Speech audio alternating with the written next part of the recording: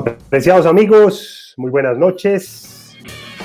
Sean todos bienvenidos a Diálogos con Marca Poder. Hoy para hablar sobre buen gobierno, sobre este tema que nos apasiona, los buenos gobiernos. Esta es una producción de Jaramillo Luján, Estrategia y Comunicaciones, que producimos desde acá en directo desde la ciudad de Bogotá.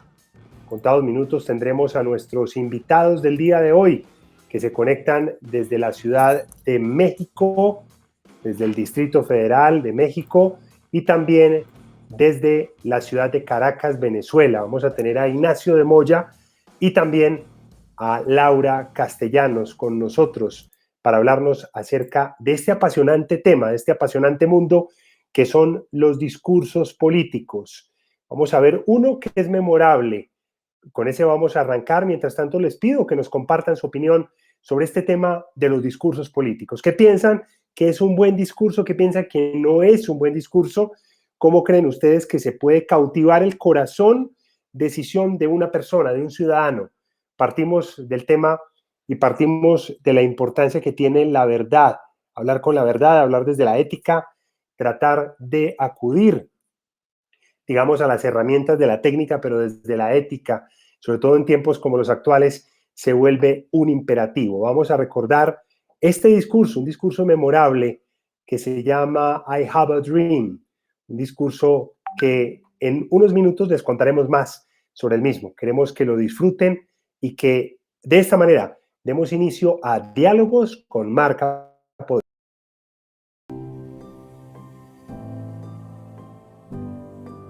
I have a dream that one day this nation will rise up and live out the true meaning of its creed. We hold these truths to be self-evident, that all men are created equal. I have a dream that one day on the red hills of Georgia, the sons of former slaves and the sons of former slave owners will be able to sit down together at the table of brotherhood. I have a dream that one day, even the state of Mississippi, a state sweltering with the heat of injustice, sweltering with the heat of oppression, will be transformed into an oasis of freedom and justice. I have a dream. My four little children will one day live in a nation where they will not be judged by the color of their skin, but by the content of their character. I have a dream today. I have a dream that one day down in Alabama, with its vicious racists, with its governor having his lifting. Bueno, tenemos ahí este discurso memorable de la historia del mundo, de la humanidad, un discurso que se llama I Have a Dream, que fue pronunciado por el líder Martin Luther King, un 28 de agosto de 1963, ante una multitud enorme, como podemos ver ahí, en la ciudad de Washington, Estados Unidos. Queremos saludar entonces esta noche a nuestros invitados en Diálogos con Marca Poder. Inicialmente vamos a saludar a nuestro amigo Ignacio de Moya, que nos saluda desde la Ciudad de México. Ahí sí ya se está conectando. Nacho, bienvenido a Diálogos con Marca Poder. Buenas noches, mucho gusto. Gracias por la invitación, Miguel, y es pues un honor y un placer poder compartir contigo y con Laura, ¿no? Mucho que aprender también de ustedes. Bueno, y vamos a saludar a continuación a nuestra amiga Laura Castellanos, haciendo la claridad de que en Caracas, Venezuela, hay varias dificultades con el tema del Internet. Precisamente se nos acaba de ir Laura a propósito de lo que estoy diciendo. Igual ella se va a incorporar en unos minutos con nosotros para hablar sobre este tema del discurso político. Vamos a empezar con este tema, Ignacio, contándole un poquito a la gente quién es Ignacio de Moya. Quienes no te conocen, cuál es tu origen, cuál es tu formación, a qué te dedicas. Bueno, pues Ignacio de Moya es un politólogo español que reside en México desde hace ya 7 años y bueno, pues que llegó con una ilusión a México para poder ganarse la vida, ya que en España o vivía un momento complicado por la crisis que se desató en 2008 y desde entonces pues he tenido la fortuna de poder trabajar tanto en México como en otros países de América Latina asesorando a candidatos y a gobernantes políticos en materia de discurso, oratoria, debate y entrevistas en medios de comunicación y en algunas campañas también como segundo estratega, ¿no? Nunca como primer estratega, pero sí como segundo. Bueno, Nacho, bienvenido a Diálogos con Gracias. Marca Poder. Y aquí tenemos ya el contacto con Laura Castellanos, quien la saludamos desde la ciudad de Caracas. Laura, bienvenida a Diálogos con Marca Poder.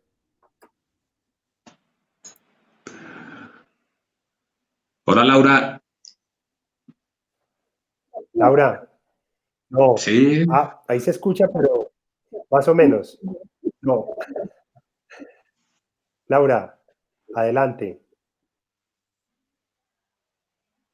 Bueno, ahorita hacíamos las pruebas con Laura y se escuchaba perfecto. Laura, ahora sí se escucha mejor. Adelante, por favor. ¿Se te escucha?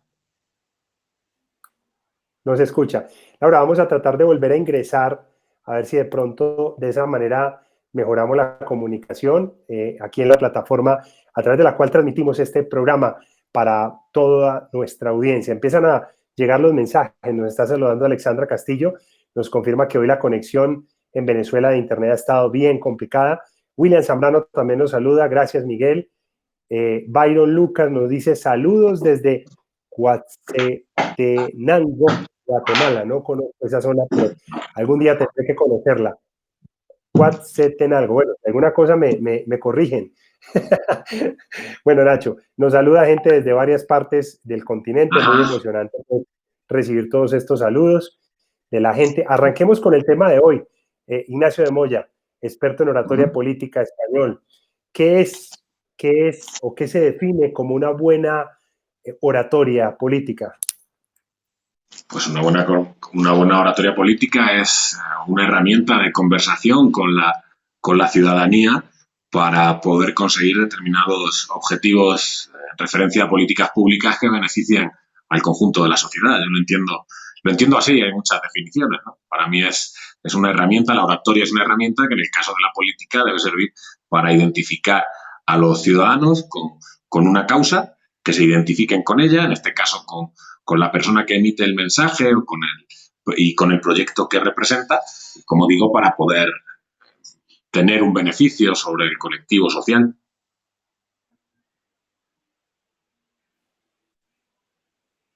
¿Sí me oyes? Se cortó un poquito, se identifiquen, te captamos hasta se identifiquen, Nacho. Ajá.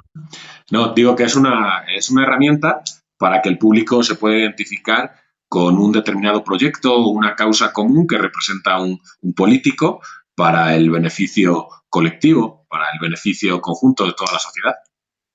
Bueno, hoy la oratoria se ha convertido en un tema clave para los políticos, sobre todo porque, digamos, ya no se habla tanto de la plaza pública y más en tiempos de COVID-19, las manifestaciones públicas, los eventos masivos, digamos, no van a poder tener lugar. Sin embargo, hay un recinto como estas transmisiones a través de Zoom, Meet, Skype y diferentes plataformas donde se tienen reuniones masivas, donde vemos las reuniones con el montón de cuadritos y de gente que están reemplazando, digamos, temporalmente muchos de estos escenarios públicos en campaña.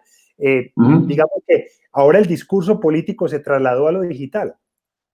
Sí, sí se trasladó a lo digital, pero lo único que cambia en ese sentido es el canal a través del cual se emite el mensaje. Por lo demás, pues es prácticamente igual. El sentimiento que debe poner la persona que emite el mensaje pues debe ser similar, esté delante de una cámara o esté delante de cientos o miles de personas. La estructura del mensaje debe ser similar, esté delante de la cámara o esté delante de las personas, y tus elementos comunicacionales deben ser similares. Obviamente quedan algo reducidos, sobre todo en lo que tiene que ver, todo lo que tiene que ver con la comunicación no verbal, pero más allá de eso, no debería haber ninguna diferencia. Perfecto. volvemos a saludar nuevamente a Laura Castellanos, que se está incorporando allí. Vamos a ver si esta vez tenemos éxito en la conexión con ella desde la ciudad de Caracas. Laura, ¿nos escuchas? Laura. Bueno, vamos a seguir intentando acá la conexión con Laura. Mientras tanto, sigamos el diálogo con Ignacio. Ignacio, Okay. Lo vimos en algunas películas, El discurso del rey es una película icónica que habla sobre el tema del discurso político. Digamos, para hacer un buen discurso político, ¿se nace con la capacidad o se puede entrenar? ¿O se pueden superar problemas que se tengan? Tanto la capacidad de escribir bien o de ser más creativo a la hora de escribir como la habilidad para comunicar un determinado mensaje es una cuestión de aptitud con P, obviamente se puede nacer con ello, pero es principalmente una cuestión de actitud con C. Es decir, tú puedes tener mucha habilidad para jugar al fútbol o en este caso como hablamos, para hablar bien, pero si no es algo que entrenas, si no vas actualizando, si no vas estando a la vanguardia de cómo funciona la comunicación en este sentido, pues en un momento determinado te quedarás atrasado. Entonces, sí se nace, se pueden hacer, pero obviamente es necesario entrenar y además el entrenamiento debe ser pues bastante continuado para poder ir mejorando continuamente. Dentro de lo que es un buen discurso político, cuenta muchísimo el estado físico de las personas, la capacidad física que se tenga para poder transmitir el mensaje de Ignacio. Cuenta más el estado mental. Yo creo que el estado mental, el mensaje, encima del escenario el mensaje es uno mismo, ¿no? Entonces, físicamente, cuanto mejor imagen tenga una persona, pues obviamente también va a ser más atractivo a la hora de percibir por parte de la ciudadanía ese mensaje, ¿no? Porque, como digo, el mensaje es todo, no es solo lo que emites, es cómo vistes, es cómo te mueves, es cómo miras. Entonces, por ese lado, la parte física, pues obviamente sí influye, pero principalmente es una cuestión mental. El estar preparado para saber cómo, no cómo manejar o cómo manipular en el mal sentido al público, sino saber cómo llevar a tu público de un estado anímico a otro, también requiere que tengas una fortaleza mental como orador. Si esa parte la dominas, obviamente, y si además eres capaz de mantener la atención del público prácticamente en todo momento, pues obviamente estarás dando un buen discurso independientemente de la estructura que tengas. Podemos tener un mal discurso escrito y un gran orador y probablemente ese discurso no pase como malo. Al revés es más complicado, ¿eh? Si tenemos un mal orador y un buen discurso, pues seguramente el discurso o el mensaje que se emita no tenga el éxito o no pueda cumplir con el objetivo que se pretende. Entonces, parte física sí, parte mental también. Quizá más parte mental que física. Bueno, Ignacio, allí me jugó una mala pasada, una expresión muy colombiana. Cuando me refería a la parte física, me refería más como a la respiración y al estado, digamos, físico de la persona, en el sentido de la salud respiratoria. ¿Qué papel juega la respiración en un buen discurso? Sí, es importante. Yo lo entendí por cómo estaba físicamente, ¿no? Claro, también. Sí. Pero muy valioso también lo que nos acabas de compartir. Ajá, la respiración es importante. Obviamente hay que saber respirar para poder mantener un diálogo en el que no se note determinado, a lo mejor, nerviosismo, que no se note que te falta el aire en determinados momentos, o poder elevar el volumen de tu voz en un momento concreto de tu discurso y que no te quedes sin aire. Sí es bastante importante. Hay muy poca gente que trabaja la respiración, la verdad, pero es recomendable aprender a respirar con el diafragma, por ejemplo, y tener una buena capacidad pulmonar, obviamente, porque cuanto más respiremos, parece que entramos en una situación de nerviosismo cuando a lo mejor no es así, es simplemente que no sabemos respirar bien. Y queda muy feo, aparte, cuando uno no sabe respirar y está con un micrófono, el que se estén escuchando continuamente los sonidos de la respiración en el micro, ¿no? Eso no, la verdad que no luce muy bien, ¿no? Pero entonces en ese sentido sí es muy importante el saber respirar, claro que sí. Perfecto, Ignacio. Estamos conversando hasta ahora en Diálogos con Marca Poder con Ignacio de Moya. Él es experto en oratoria español, radicado actualmente en la Ciudad de México, desde allá estamos haciendo conexión. Saludamos también ahí muy cerquita de México, en Antigua, Guatemala, a Ivonne Serrano, también a Carlos Alberto Zapata, Ivonne, Carlos Alberto Zapata desde La Ceja en Colombia, también desde Venezuela, Alexandra Castillo, William Zambrano, Byron Lucas, Byron desde Guatemala, William desde Colombia también nos saluda. Entrando, digamos, sigamos entrando en materia, Ignacio, hay un tema que también es bien importante, digamos, desde el discurso, ahora lo mencionabas más o menos, y es el estado mental de quien da el discurso, es la claridad mental de quien lo da. ¿Cuáles son sus recomendaciones para cualquier político antes de hacer una intervención, antes de un discurso, o un líder empresarial o cualquier persona que se va a enfrentar a un público? ¿Cuál es la recomendación, digamos, de una u otra manera, desde el acondicionamiento mental o desde la actitud de lo que se debe tener en un momento determinado antes de un discurso? Pues espera, que voy a poner los auriculares porque hay por aquí tengo el despacho muy cerquita de la calle y como hace calor tengo la ventana abierta. Me preguntabas qué es lo más importante en el aspecto mental. Pues obviamente para tener un aspecto mental sano hace falta varias cosas. Es necesario primero conocer el contexto en el que se va a desenvolver tu discurso. Eso es fundamental. Obviamente yo siempre digo que es necesario escuchar para después saber qué decir. Es necesario que conozcas al público al que te vas a dirigir. Es necesario que conozcas las necesidades que tienen para poder después empatizar con ellos de la mejor manera posible. Y más allá de ahí, obviamente, una buena preparación y una buena claridad mental se ve afectada por la mejor o peor preparación del discurso que se pueda tener. Es decir, si uno no se prepara para hablar, pues al final va a tener que improvisar y la improvisación no es tan fácil o no es tan sencillo improvisar cuando ni siquiera se ha preparado el tema del que se va a hablar, ¿no? Claro, por supuesto, por supuesto. La preparación del tema del que se va a hablar.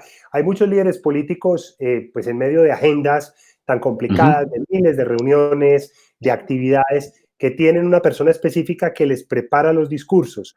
Digamos, ¿qué tan conveniente es que a un discurso, que a una persona, a un líder, se le preparen los discursos y cómo debe generarse el contacto entre ese líder y quien le escribe para poderse conectar? Porque finalmente yo leer un discurso con el que no estoy identificado o donde hay datos que no entiendo, pues ¿cómo se da esa conexión? Pues desde el punto de vista práctico es muy recomendable que un líder político tenga un asesor que le escriba sus discursos, pero es más por un tema de agenda, sobre todo por agenda, no por otra cosa. Por los tiempos que sabemos que muchas veces que los políticos no gozan del tiempo necesario para escribir un discurso. ¿Qué ocurre? Los especialistas tienen mucha mayor facilidad a la hora de escribir que alguien que no es especialista. Yo siempre digo que un discurso es como una obra de arte. O sea, una persona puede valorar el precio de un cuadro a lo mejor, pero ¿cuánto vale un discurso? ¿Cuánto vale un buen discurso? ¿No? Entonces, en ese sentido, la función de un asesor especialista de discursos es para mí fundamental. Es un trabajo que además es muy difícil de valorar, infravalorado, más de lo que debería ser. Debería ser mucho más respetado y mucho más valorado, pero eso sí, la persona que escribe discursos para un determinado político debe ser un conocedor absoluto del político en este caso, o del emisor del mensaje, en cuanto a su forma de comunicar, su estilo, sus miedos, sus virtudes, los puntos fuertes, los puntos débiles. Y a partir de ahí, sí, por supuesto, yo sí recomiendo que siempre que exista la posibilidad, y además así lo entiendo, la persona que vaya a emitir el discurso debe repasarlo y debe darle su toque final, ¿no? O sea, nadie cuida un negocio como el propio dueño, ¿no? Entonces, si el discurso lo vas a dar tú, lo lógico es que tú te empapes de ese discurso, ya que por lo menos no lo escribes, pues dedícale tiempo a darle a lo mejor tus pinceladas, a estructurarlo de la manera que te resulte más cómodo, a cambiar determinadas palabras que no entiendas su significado o que se te complique expresarlas. Y sí, es fundamental. O sea, para mí es fundamental tener asesor y es fundamental que el político revise su discurso y pues juntos formen un tándem pues espectacular. Y eso lo hemos visto en el caso de Obama, Kennedy lo tenía en su momento, Bill Clinton también lo tenía en su momento, y casualmente han sido los mejores oradores. Estamos hablando de 2 o 3 oradores que han sido de los 5 mejores de la historia, ¿no? O de los 6 mejores, ¿no? Bueno, ahora sí, Ignacio, saludamos y a todos los que nos escuchan, a Laura Castellanos desde Caracas. Laura, bienvenida.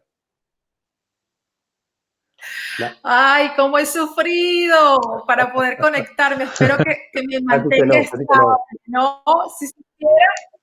Si supieran que estoy tirada en el piso para poder agarrar señal, porque la señal en Caracas está horrible, pero dije, no le puedo quedar mal ni a mi querido Miguel ni a mi querido Nacho. Buenas noches y de verdad a todos los que nos escuchan, disculpen, pero bueno, son ruidos comunicacionales, tecnológicos que tenemos que enfrentar los oradores cuando hacemos nuestro discurso.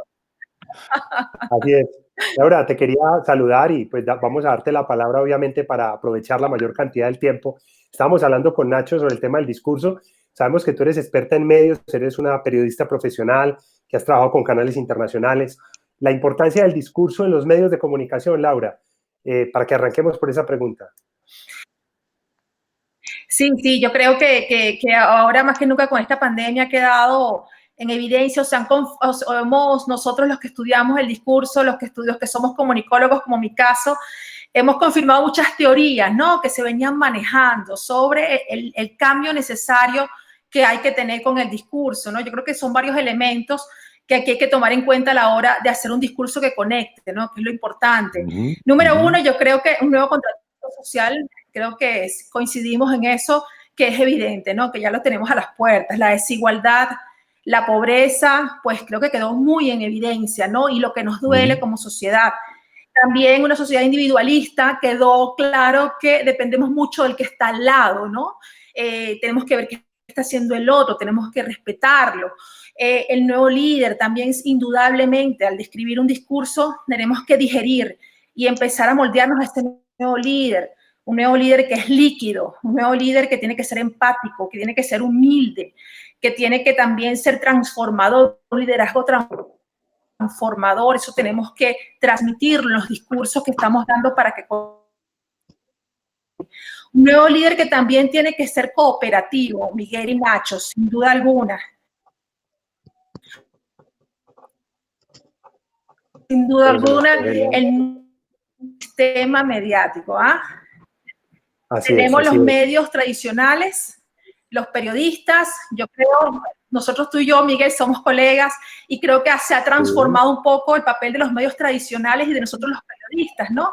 Que antes éramos como los intermediadores entre la realidad, la información y el público. Ahora hemos pasado a ser especies de verificadores de información. Hemos visto cómo han salido portales de verificación, ¿no?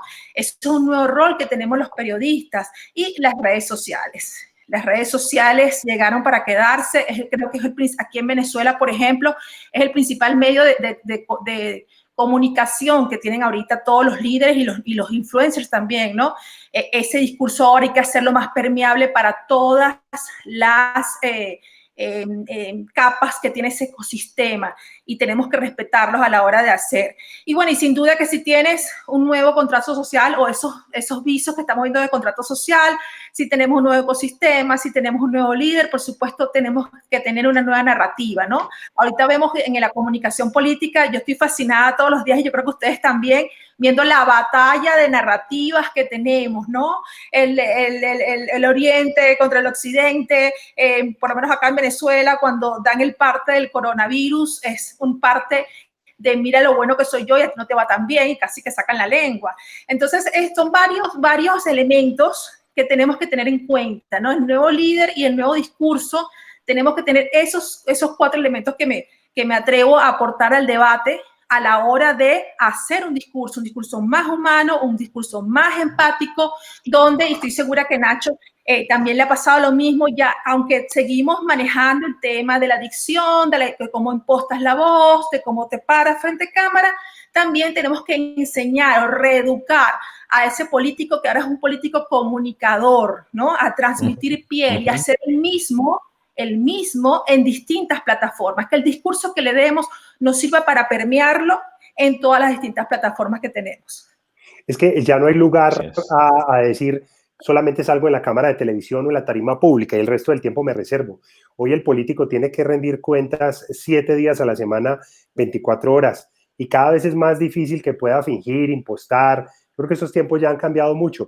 Aquí el politólogo y docente de Colombia, Carlos Alberto Willes, nos dice algo bien importante. Hay una relación de fuerza entre discurso, saber, poder y desear. Qué interesante, Carlos Alberto.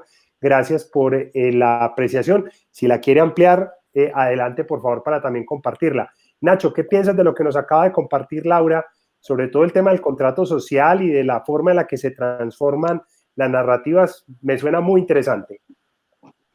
Pues estoy totalmente de acuerdo con ella en casi todo. No en todo, pero en casi todo. Estoy de acuerdo con ella que el liderazgo actual, obviamente, pues tiene otros matices debido a que la comunicación es principalmente online.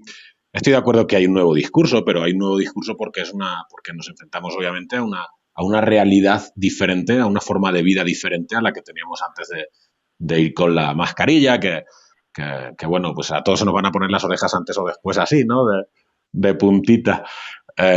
Estoy de acuerdo también en que el político debe, pues ahora estar 24/7 en redes, pero ella dice que ahora hay que comunicar, Laurita dice que hay que comunicar ahora de una forma diferente para llegar a todo el público a través de todas las redes. Yo creo que eso también había que hacerlo antes. O sea, mi único matiz es que eso mismo que hay que hacer ahora es la misma función que tenían que hacer antes, lo que antes no lo hacían porque se podían permitir el lujo de cada X tiempo tener un evento masivo donde todo el mundo podía ir y ahora no pueden.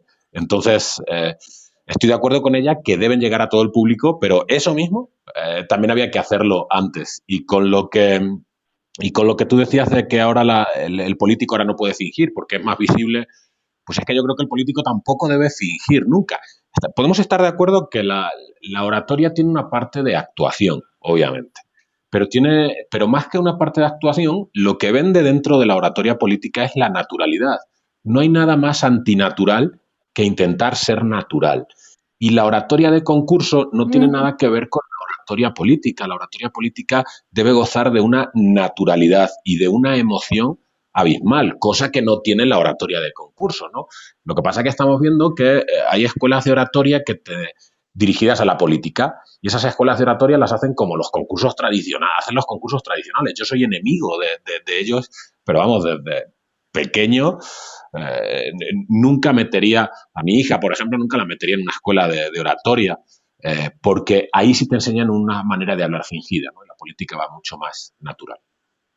Bueno, nos saludan desde Yopal, Colombia, muy cerca de Venezuela, Liliana González.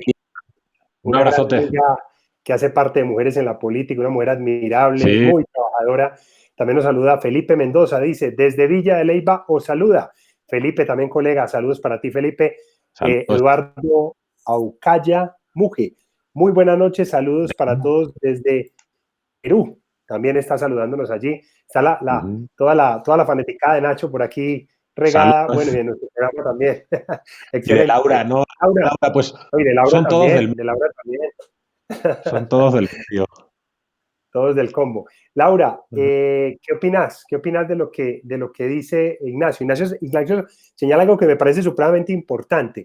Los discursos tienen algo de histriónico, ¿sí? Pero cuando es corporalmente que uno lo puede expresar y uno se conecta con las palabras, se conecta con la intención, se conecta con el contexto y el público y de manera natural lo hace, pero es innegable que hay muchas personas que fingen y que a veces hay que entrenar en situaciones porque hay pánico escénico, porque se le tiene miedo a una cámara, a un micrófono, sobre todo en lo mediático, ¿no?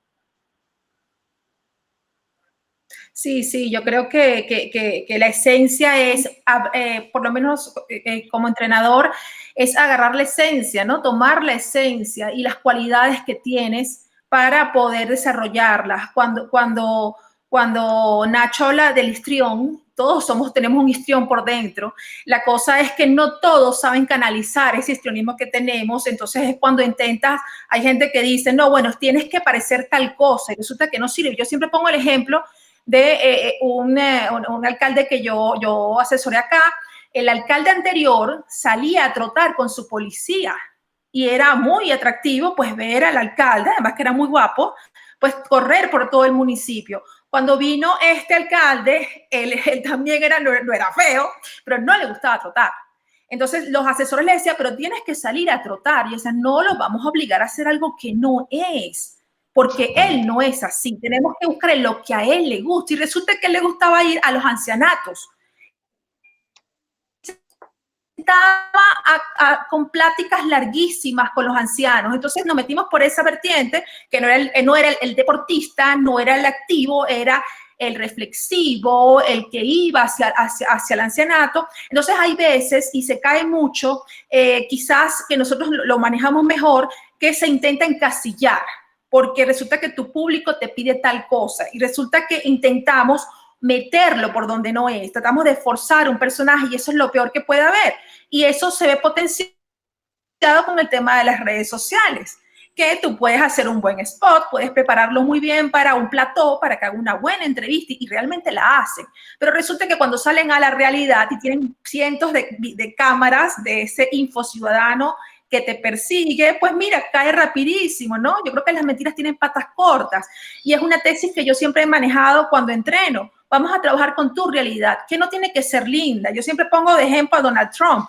Trump es un tipo sexista, homofóbico, nacionalista en exceso, capitalista, y el tipo cuando hizo su campaña se arriesgó a mostrar su realidad, y su realidad pegó precisamente porque el tipo era así, y era fácilmente comprobable que todo eso era él, y oh sorpresa, pegó en una buena parte de la sociedad, porque era un tipo real. Es decir, a veces también yo una vez entrenando a un candidato en Panamá me decía, es que mi historia no es atractiva.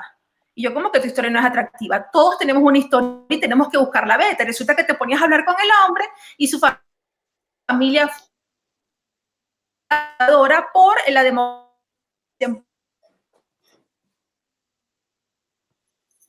Se nos fue la señal. Ahí fue. Enseguida regresa.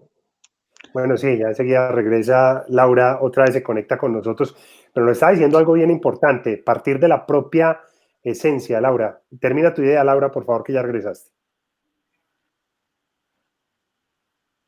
Ay, yo pensé que me estaban escuchando. Es que el internet está pésimo. No, hablaba del tema de que por eso es que tenemos que hilar muy fino, ¿no? A la hora de nosotros como entrenadores ayudar a ese candidato. ¿Qué pasa? Que muchas veces hay colegas que, pues sí, yo te voy a lograr convertir en el líder macho, o en el líder, arrasador del público femenino, porque resulta que es nuestra máxima votación, qué sé yo. Y lo engañas, y se engañan, y se ve falso. Y mira que está lleno la historia de candidatos falsos. Cuando dicen, bueno, ese hombre no sabe ni abrazar viejitas, ni besar, ni cargar bebés, y los ponen a besar viejitas y a cargar bebés. Entonces, es un tema que gracias a las redes sociales nos estamos haciendo más humanos, nos estamos dando cuenta que ser nosotros es bueno. Lo que pasa es que tenemos que pulirlos, pero todos tenemos nuestros puntos positivos que a través del discurso lo podemos traducir a nuestro votante. Así es, estamos hablando... Adelante, Nacho, adelante. No, me llama la atención una cosa que dice y tiene mucha razón. Es curioso que ahora que no nos podemos abrazar, o que no se puede abrazar y que no se puede besar, los candidatos pues, tienen que sacar su lado más humano, ¿no? O sea, sería contradictorio, ¿no? Que saques el lado más humano no pudiendo abrazar cuando realmente pues no hay nada más humano y no hay nada más afectivo que un abrazo, ¿no? Pero tiene mucha razón en lo que dice. Estamos conversando con Ignacio de Moya desde Ciudad de México, con Laura Castellanos desde Caracas, hoy sobre discurso político. A Laura le quiero a Ignacio le quiero preguntar algo, y es el tema de la narrativa. Cuando hablamos de narrativa, no solamente hablamos de las palabras, sino que hablamos de todo lo que significa un candidato detrás, de todo lo que tiene detrás y que se expresa en el discurso. Y sobre todo, un gran problema que tenemos hoy es el problema de la coherencia, que ahorita también lo señalaba Laura.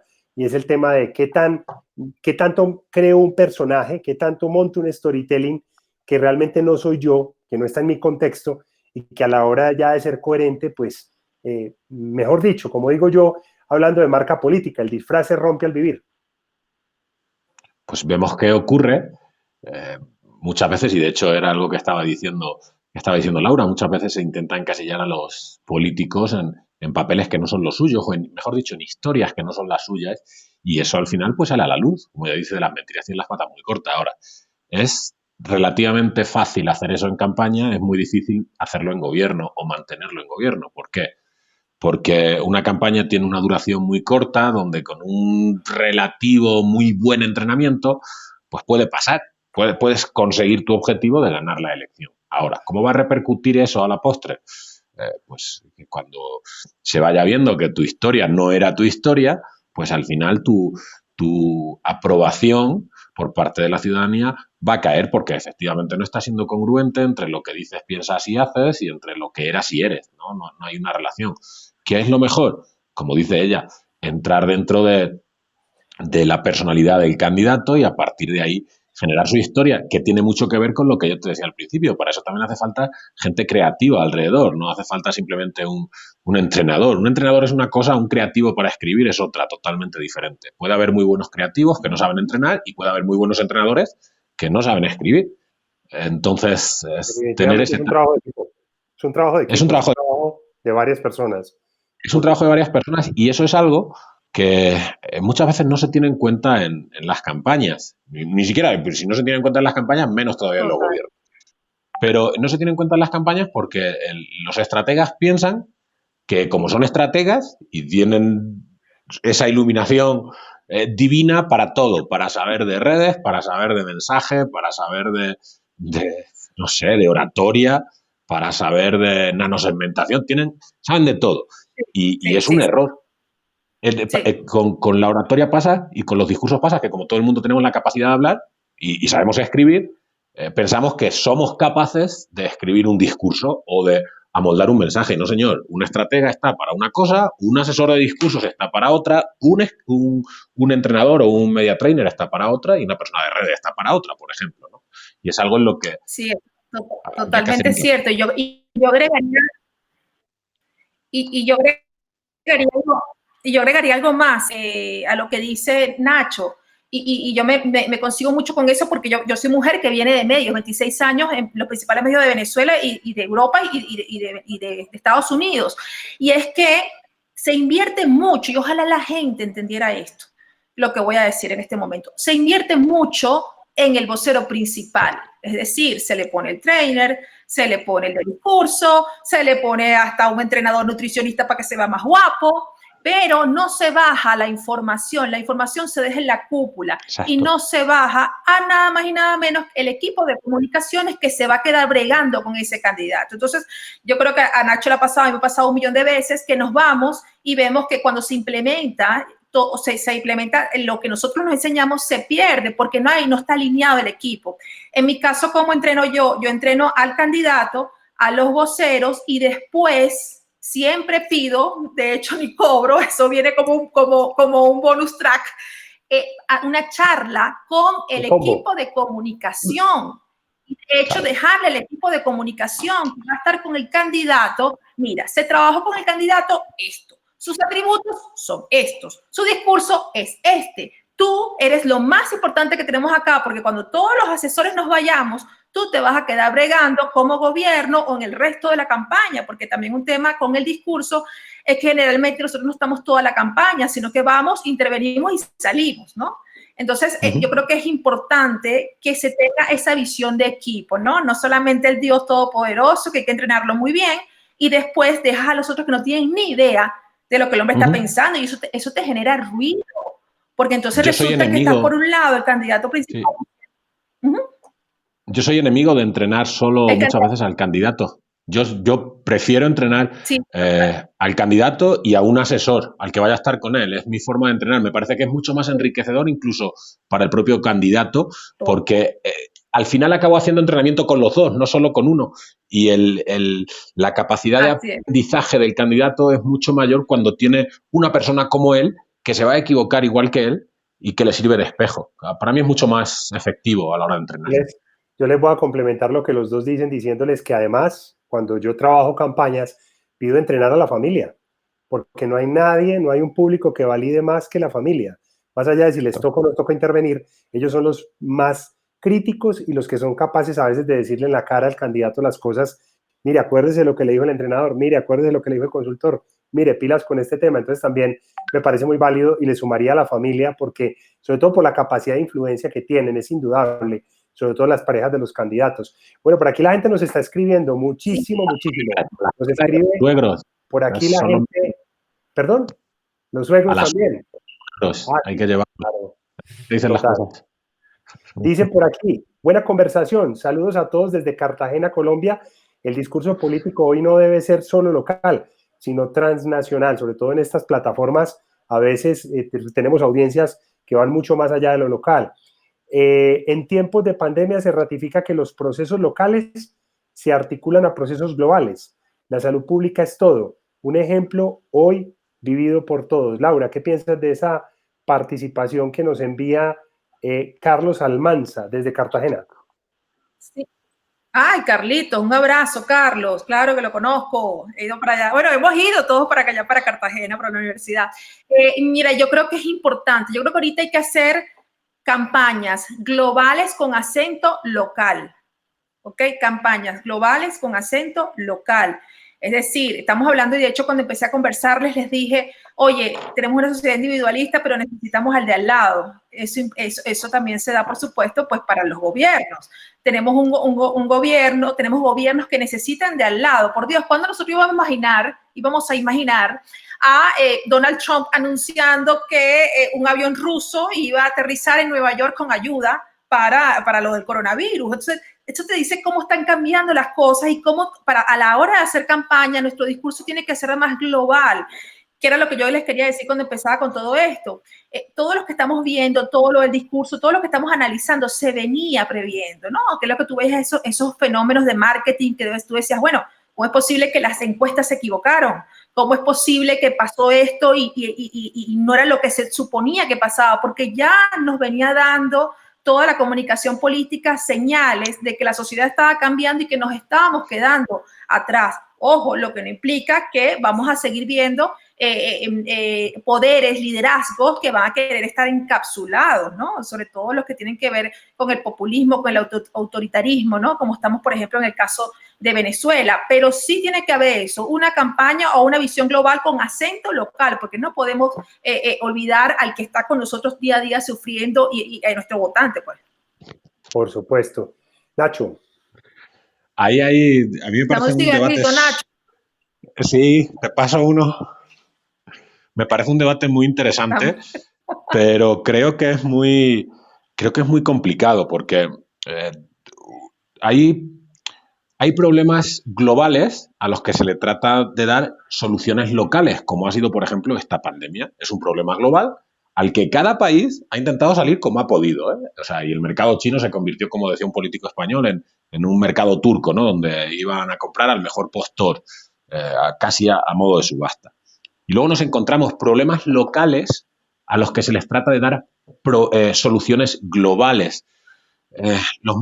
Esto sería también muy debatible porque pues el globalismo tiene sus pros y tiene sus contras y los antiglobalistas pues tienen sus pros y tienen sus contras. Yo creo, por ejemplo, que que la mayoría de los países tuviera que aprender de esta pandemia a autoabastecerse en determinados productos, por ejemplo, sanitarios, en un 60 o un 70%, sin necesidad de depender en ese sentido de mercados internacionales, no sería un discurso globalista, al revés, tendería a hacer todo lo contrario, sería un discurso más localista, sí teniendo en cuenta posibles problemas globales.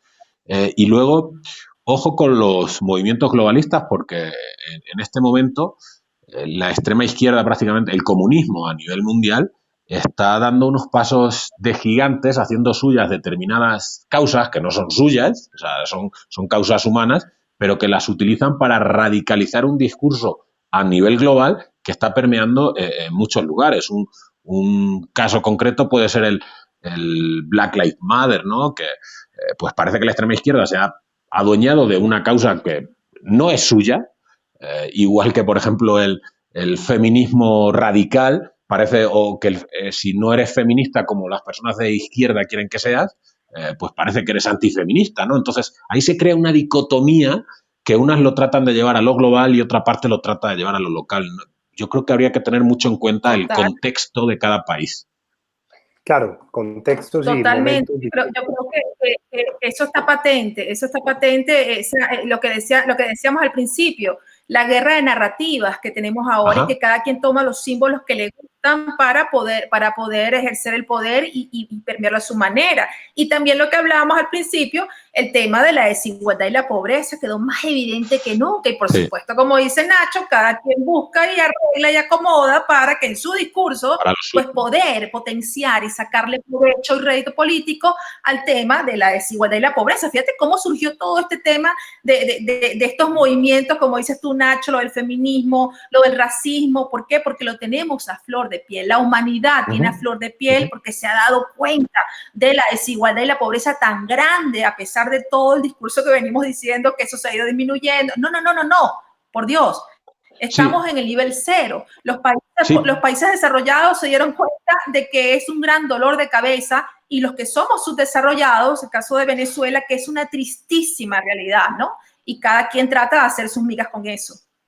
Sí, pero ojo, yo estoy muy de acuerdo, pero el tema de a donde yo quiero ir es que la narrativa, obviamente, como tú dices, cada uno pelea por tener una narrativa que se haga más fuerte, pero hay determinados problemas que la narrativa lo está llevando a globalizar problemas donde no existen o a crear problemas donde no existen. Y pongo el caso, por ejemplo, el caso español. El año pasado hubo en España 50 y... ¿Cuántas fueron? 60 mujeres o 60 y tantas mujeres asesinadas por sus parejas. En España hay alrededor de 12 millones de matrimonios heterosexuales, hombre-mujer. Por 60 mujeres asesinadas, que no justifico el asesinato bajo ningún concepto, por 60 mujeres asesinadas, el discurso o la narrativa que la izquierda lanza es que el hombre es un criminal. Pero ojo, estamos hablando de 60 hombres de 12 millones, cuando el porcentaje es ínfimo, ¿no? Pero te llevan a una narrativa donde tratan de globalizar a toda una sociedad. Por ejemplo, el caso del Black Lives. Pero no es justo, o sea, siempre ha sido, pero es una narrativa que no claro. Que se globaliza, pero mediático, ¿no? Muy mediático y que no se acerca a los contextos reales de algunos países. A otros sí, por supuesto. El Black Lives Matter, por ejemplo, en España, pues no sé si a lo mejor el año pasado hubo 3 casos de 3 personas negras asesinadas por personas blancas, que ni siquiera eran españolas. Pues, lo que pasó en Estados Unidos, automáticamente estaban en todas las comisarías de España haciendo manifestación contra los policías, cuando el racismo en España es algo que está totalmente extinto o prácticamente extinto desde hace muchos años. Se puede entender dónde existe, ¿no? Entonces, la globalización de las narrativas deben cuidarse mucho por eso que hablamos, ¿no? Porque no todos los contextos de los países son iguales. El contexto de Venezuela, y tú lo sabes mejor que nadie, no es el mismo que el de iba a decir que el de España, pero ya España se va apareciendo. No es el mismo que el de México, no es el mismo que el de Colombia. A mí me parece súper simpático lo que están debatiendo y me encanta, porque hace poco en Colombia, por ejemplo, en esa lucha entre la derecha republicana de Trump y algunos casos árabes, de países árabes, me parecía muy simpático ver movimientos en Perú, en Colombia, en Centroamérica, defendiendo muchos de esos movimientos árabes que maltratan a la mujer y son los más feministas. Entonces, yo creo que sí hay una cooptación por parte de algunos escenarios locales de manera indebida de relatos globales. Por aquí hay participación. Sí, hasta los pedófilos están pidiendo y luchando por sus derechos. Métete tú. El nivel de ahorita. Sí, señor. Terrible. Aquí hay una participación importante, nos dice Carlos Willes. El discurso es un conjunto de realidades que parte de un primer elemento, la coherencia y ética del gobernante. Invita a que haya un nivel comunicativo exponencial desde la coherencia y dice que tiene que haber una conexión muy fuerte entre quien entrena y los expertos, o el experto que lo entrena. Liliana González nos dice, ¿qué recomiendan en oratoria para un mandatario que tiene una buena gestión y resultados para mostrar, pero al momento de comunicar raya en lo autoritario, no conecta, no emociona y genera molestia con sus opiniones, aun cuando se sabe que es verdad lo que está diciendo. El político típico que le canta la tabla de frente a todo el mundo y que no es muy políticamente correcto y eso le genera resistencias. Laura, Nacho. Primero Laura, por caballerosidad. Las damas. Ajá. No, yo creo que esos son los más difíciles, ¿no? Porque también era un tipo de liderazgo que había antes, ¿no? El papá que me cuida y el que me regaña, ¿no? Y que me tiene que cuidar y te tiene que decir la verdad, porque yo digo la verdad, yo soy un tipo que te quiere porque te dice la verdad. Pero ahora creo que no, porque está demostrado que no podemos ser tan autoritarios. Y es un tema que generalmente uno pelea mucho con el político, me ha tocado un par de ellos, y es un tema que tienes que desdoblarles el ego porque tienen el ego muy grande y de hecho una vez me dijo a mí, bueno, si a mí me votaron millones porque soy como soy, tú me vas a venir a decir a mí que eres una sola, que tengo que cambiar la forma en que yo me dirijo a ellos. A ellos les encanta. Entonces, claro, tienes que decirle, explicarle que las cosas han cambiado, que un líder se debe a los cambios de la sociedad. Entonces allí tienes que desde cómo modula la voz, el que hace los discursos, también ayudarnos a suavizar su tono, pero siempre va a tener, no nos vamos a engañar, siempre se le va a salir una de las suyas, ¿no? Y eso siempre, incluso hay que ayudar a través del equipo de comunicaciones. Tuvo un candidato que cuando él echaba de toda su vida, más de tus 40 años en política, él siempre salía con chistes sobre las mujeres.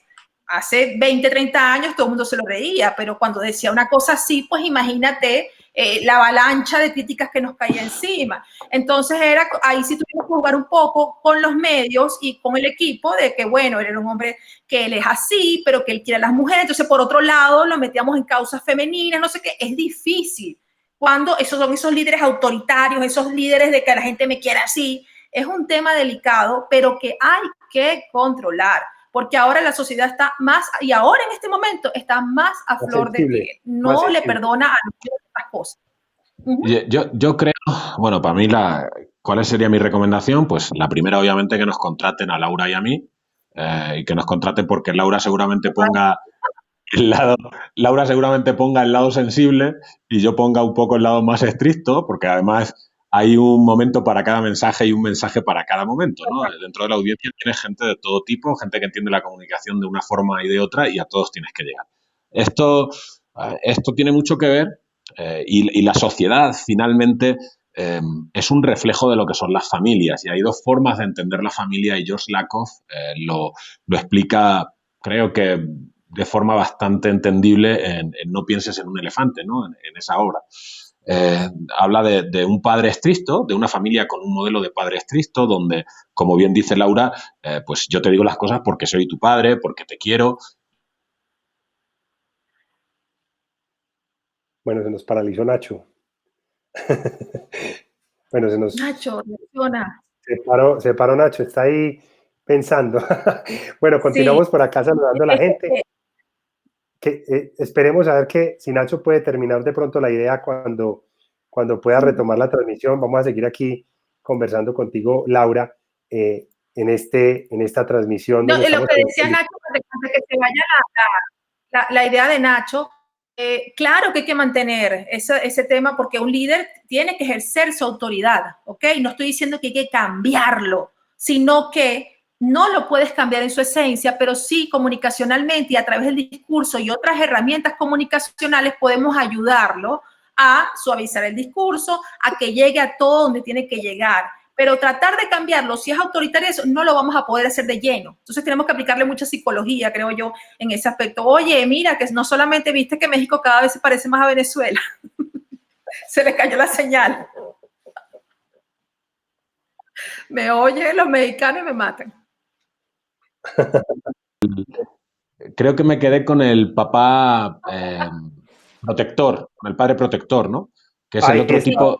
Padre protector, sí, señor. El protector, que es el otro tipo de padre en el que se refleja la sociedad, ¿no? Ese padre que trata de dialogar hasta el último punto y de transmitir unos valores más de comprensión, ¿no?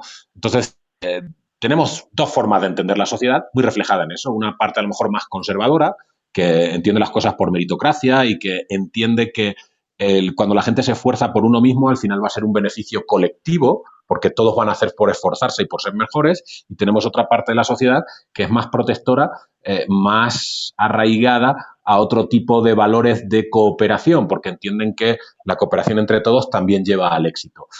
Esto nos lleva a diferentes personalidades de candidato. Hay candidatos que son más conservadores o más padres estrictos y hay candidatos que son pues más abiertos, más progresistas o más padres protectores, ¿no? Hay que entender, como bien dice Laura, cuál es el punto de cada uno, pero también es cierto que no todo el tiempo puede ser protector y que no todo el tiempo puede ser estricto. Tiene que haber momentos.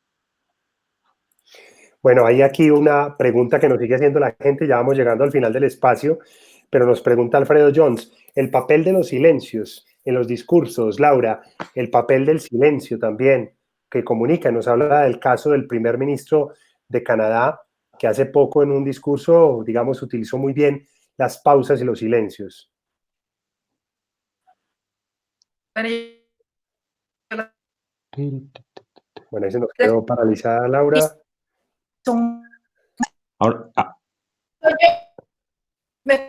Ahora hablo yo. Bueno, Laura, está como, ahora sí, ahí volvió, parece que vuelve, vamos a ver. Laura.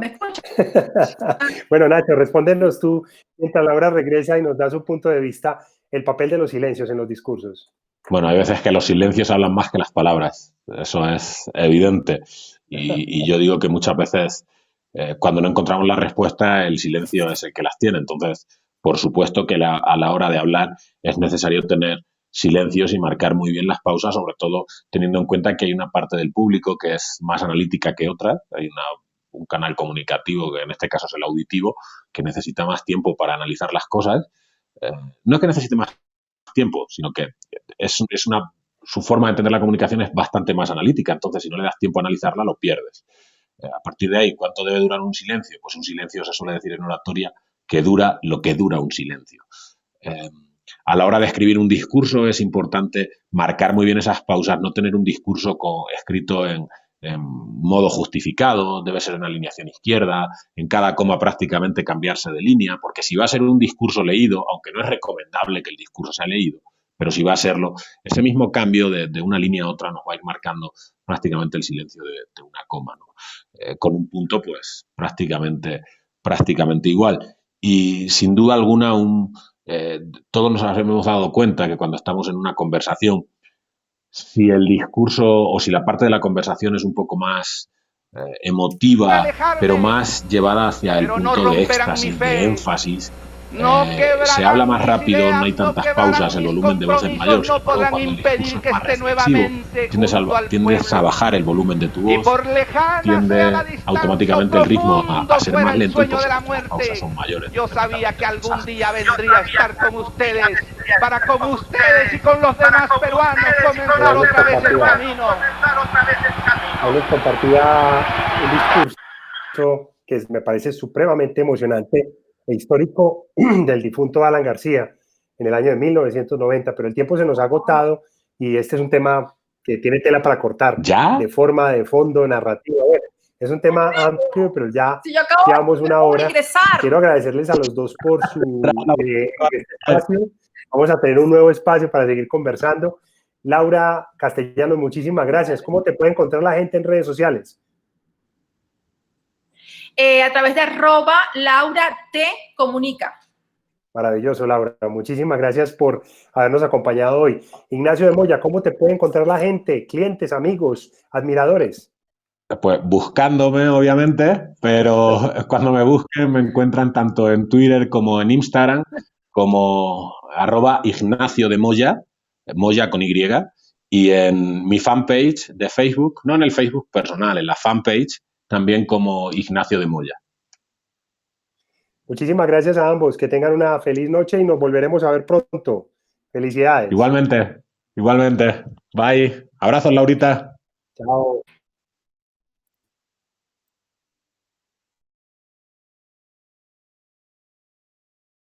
Bueno, amigos, y de esta forma hemos llegado al final de nuestro programa, Diálogos con Marca Poder. Hoy hablando sobre un tema bien importante como es el tema de los discursos, de la oratoria. Hemos visto la dimensión tan amplia que tienen este tipo de temas y la forma como es menester poder tomar conciencia de que es muy importante lo que se dice, pero también la forma en la que se dice, cómo me entreno mentalmente, cómo me preparo para poder hablar en público. Se puede entrenar, no solamente se nace con la habilidad, sino que se puede entrenar. Hay que tratar de hablar con la verdad, basado en hechos objetivos, desde la ética y desde la integridad, como tantas veces lo hemos repetido en este espacio. Nos vemos en 8 días y que tengan un feliz descanso.